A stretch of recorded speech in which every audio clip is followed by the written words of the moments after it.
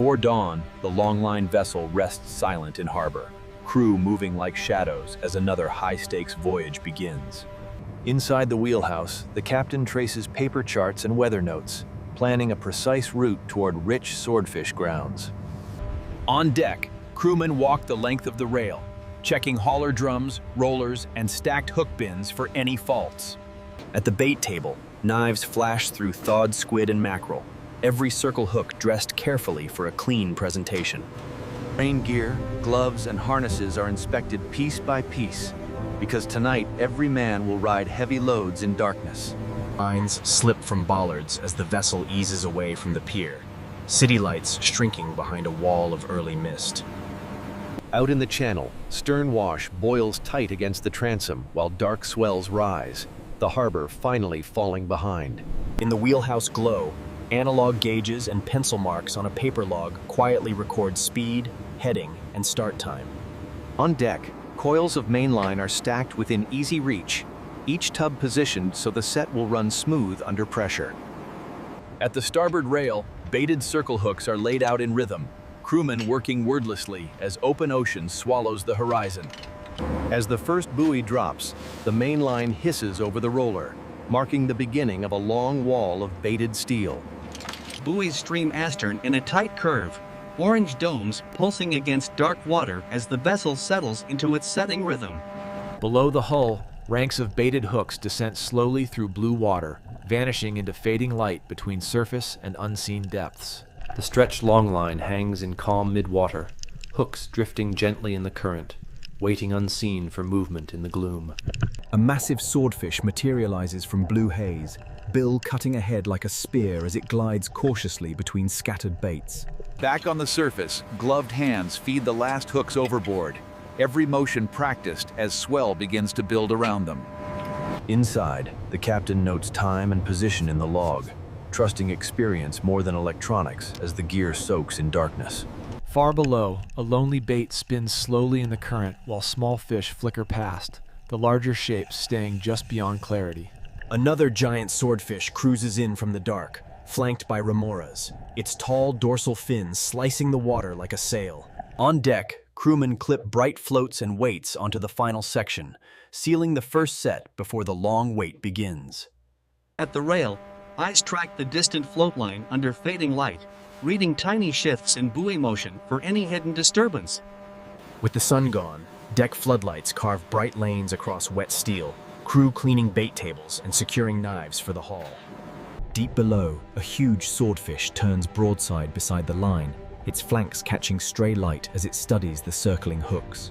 On the surface, one buoy twitches against the pattern, a tiny signal that heavy life may finally be brushing the gear. In a brief pause, the crew huddles near the house, coffee steaming as they trade quiet predictions about what waits below. Underwater again, the camera glides along the sagging longline, bait scraps drifting where smaller fish have been picking in restless passes. Wind freshens across the surface, tight shot on two bobbing buoys as swells thicken and the float line starts to heave rhythmically. Below, a towering swordfish charges through suspended particles, sweeping past multiple baits in one powerful glide before disappearing again. Night deepens, and spray blows across the lit rail while the float line disappears into black water just beyond the camera's tight framing. Back on deck, hauler controls are checked and greased, every lever and brake tested before the first hooks begin their return journey. Suspended in the dark, the longline now hums faintly with current, a few baits shredded where unseen mouths have tested them. A loose group of giant swordfish patrols near the line, each body long and heavy, their bills tracing invisible paths through water. On the surface, tight framing on a single buoy shows subtle dipping and rotation, hinting at weight beginning to gather below. Near the house, American deckhands pull on heavy rain gear and life vests, preparing for a hard, wet haul in the dark. At the hauler, a gloved hand snaps the main line into the steel jaws, the first tentative pull starting up from the depths. Far below, a colossal swordfish lunges at bait, the circle hook rolling into its jaw corner as the line tightens. On the surface, a buoy jerks sideways and buries, crew surging to the rail as a heavy hookup rips line down. At the hauler, the mainline screams across the roller, every man braced as steel and monofilament begin wrestling the unseen weight. Underwater, the hooked swordfish drives hard into blue distance, muscles rippling as the leader cuts a sharp angle toward the surface. Up top, a tight shot along the wake shows a furrow slicing behind the vessel, surface ripped open by the running fish. On deck, boots slide on wet steel as crew clear loose coils and gear, carving a safe lane for the surging mainline. Deep again, the swordfish angles downward, long pectoral fins quivering as it tries to sound, the leader stretched tight above. In the wheelhouse, the captain trims throttle and watches analog tension gauges, feeling through instruments how hard the fish is driving away. Back outside, a tight rail shot shows the main line sawing through green water, spray bursting upward where each swell slams against steel.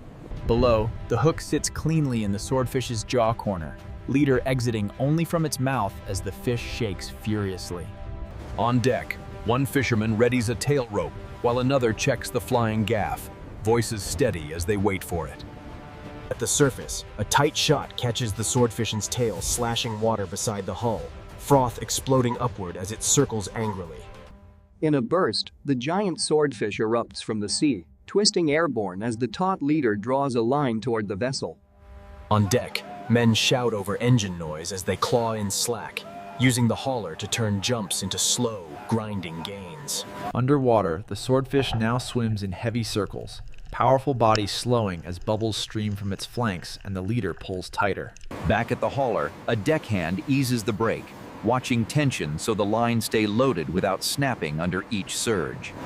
Near the bow, the swordfish explodes skyward again, entire body arcing above the rail while spray and leader trace its violent path.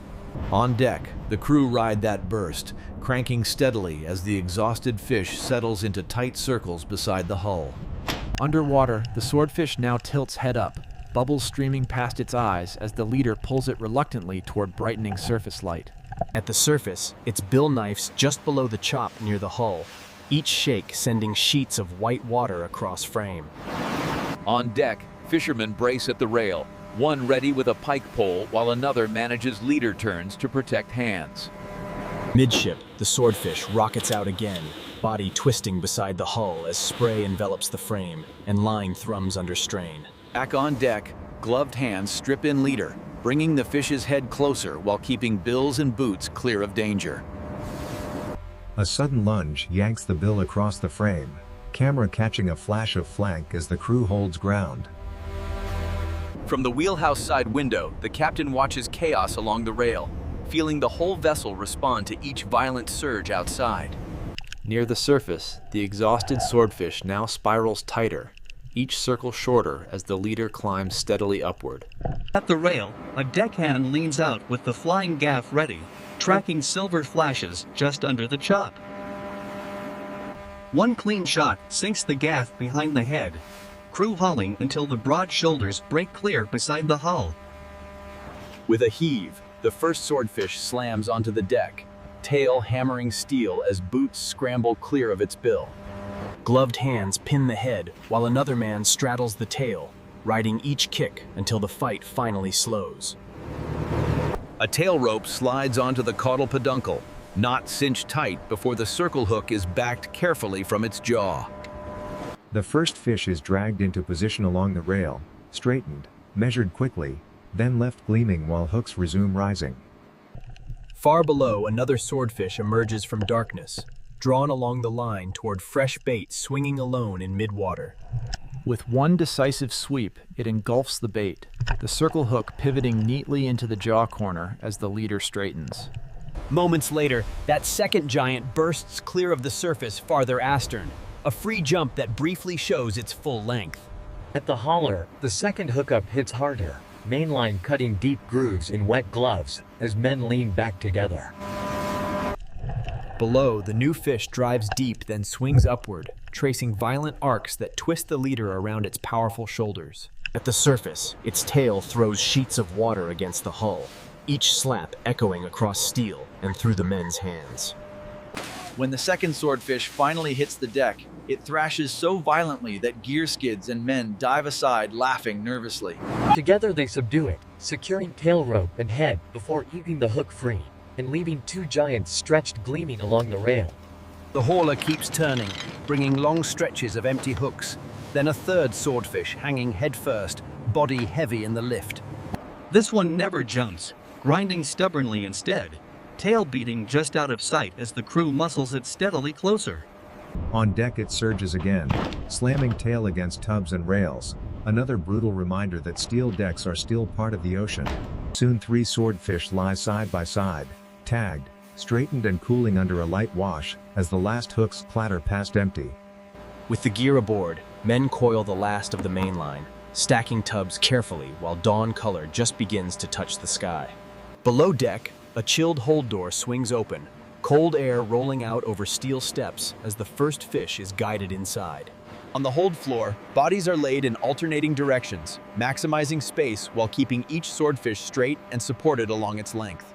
Crushed ice pours from bins, burying the fish under a cold blanket that will preserve color and texture for the run home. Back on deck, gear is washed and hung, hooks rattling along a rail as seawater strips away slime and scales. In the wheelhouse, a quick calculation on the logbook margin turns weights and lengths into the first estimate of the trip's value. Outside, dawn finally breaks, bathing the tired deck in soft light that reveals coiled line. In the galley, coffee steams over a cluttered table as men lean back, replaying jumps and close calls in tired gestures. Later the vessel rides easier, bow lifting through longer swells as the captain trims course for home on the fading grounds. Below, the iced swordfish rest silent in their steel compartment, weight of the catch pressing evenly against the reinforced floor. As the coastline appears, men gather briefly at the rail, watching land grow sharper while the vessel carries its quiet hold of steel and flesh. In the harbor entrance, tug wakes cross the bow, but the longliner stays alone, sliding steadily toward its familiar berth. Lines go ashore again, tossed to waiting hands, bringing the trip full circle at the same worn concrete and rusted bollards.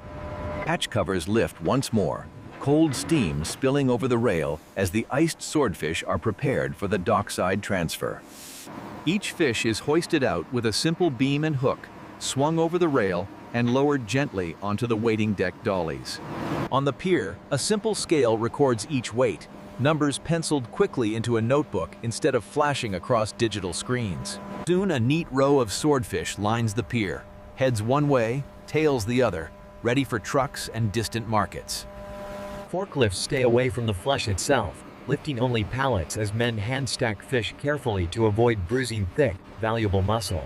With paperwork signed and totals agreed, the catch passes formally into the chain, but the crew's connection to it still feels personal. The last truck door closes, a hollow thud that marks the moment when steel and ice take over from saltwater and line. As the trucks pull away, the longliner suddenly seems bigger and emptier, its own steel bones more visible without the weight of cargo.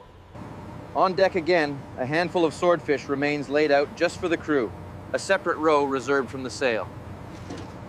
A fillet knife glides through firm, pale swordfish flesh, revealing tight grain that testifies to careful handling from hook to harbor. Simple stakes hit a small grill on deck, smoke drifting past coils of line as the vessel settles quietly against the pier. Around a battered deck box, plates pass from hand to hand, each portion a direct line back to dark water and screaming line. Laughter rises louder than engines now, the mood shifted from servile to satisfaction as they eat surrounded by their own hard-earned gear. For a crew photo, remaining swordfish are dragged into a single pile, their long bills crossing like spears at the center of the frame. They crowd in close behind the pile, sun in their eyes, faces lined by weather and work, grinning into an unseen camera. When the picture is done, fish slide off to the side, left as quiet proof while boots thump back toward everyday chores. In the wheelhouse doorway, the captain shares a quiet handshake with a deckhand, the gesture small but heavy with shared miles. Out along the rail, coils are squared away, hooks hang silent, and the ship's wake is only a memory etched into tired minds. Evening settles over the harbor, sodium lights reflecting off still water while the Longliner's windows glow softly against the darkening sky. Inside the galley, charts and notebooks stay on the table, ready to become the first rough plan for the next run offshore. On deck, a few leftover swordfish heads and bones are rinsed overboard, returning fragments of the catch to the harbor's slow tide.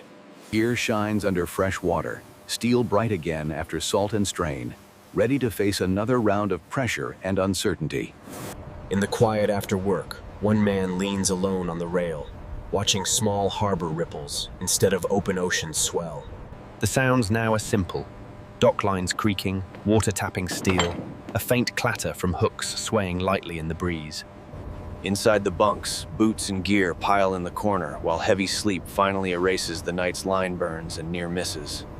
Out on deck, only the ship's nameplate and registration gleam faintly, anonymous steel carrying stories that seldom leave the pier. The ocean is out there still, unchanged by one trip's success, waiting in darkness beyond the harbor mouth's soft glow.